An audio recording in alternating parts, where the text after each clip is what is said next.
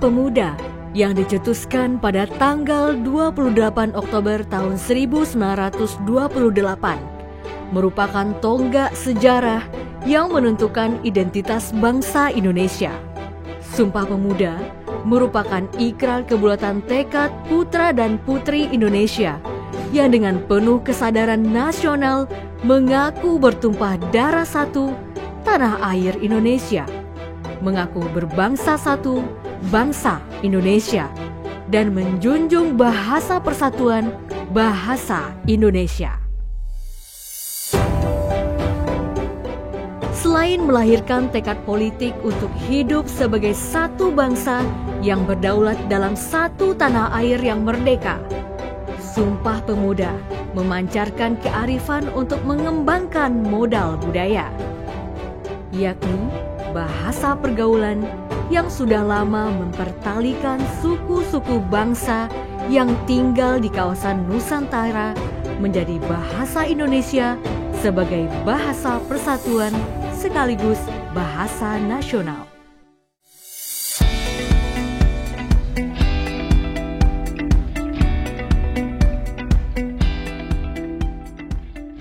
Penetapan bahasa Indonesia sebagai bahasa persatuan ini tidak terlepas dari sepak terjang Muhammad Tabrani, tokoh di balik lahirnya bahasa Indonesia yang menggelorakan gerakan kebangsaan menuju Indonesia merdeka.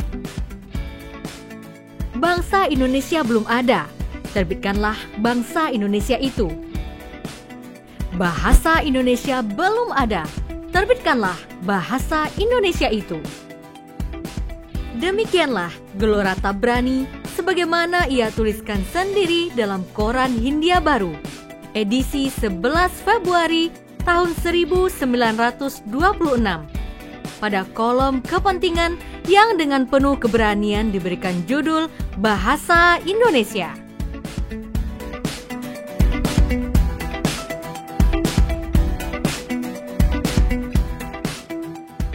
Di dalam kedudukannya sebagai bahasa nasional, bahasa Indonesia berfungsi sebagai lambang kebanggaan, lambang identitas nasional, dan alat penyatuan berbagai unsur masyarakat yang berbeda-beda latar belakang sosial budaya dan bahasanya ke dalam satu kesatuan kebangsaan Indonesia, serta alat perhubungan antar daerah dan antar budaya.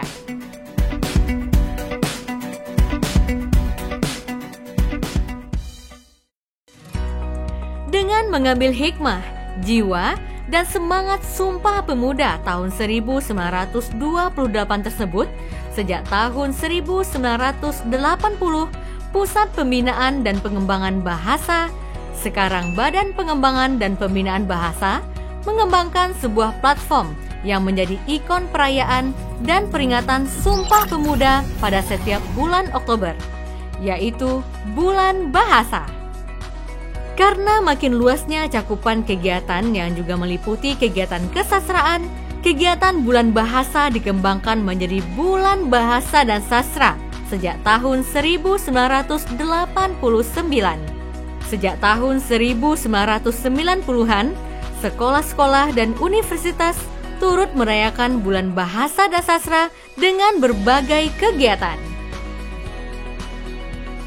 Di dalam Bulan Bahasa dan Sastra itu, kita menggalakkan, memantapkan, dan memasyarakatkan fungsi dan kedudukan bahasa Indonesia sebagai bahasa negara, bahasa persatuan, dan bahasa nasional, serta memantapkan upaya pembinaan dan pengembangan bahasa dan sastra Indonesia dalam rangka meningkatkan kecerdasan dan pengetahuan bangsa.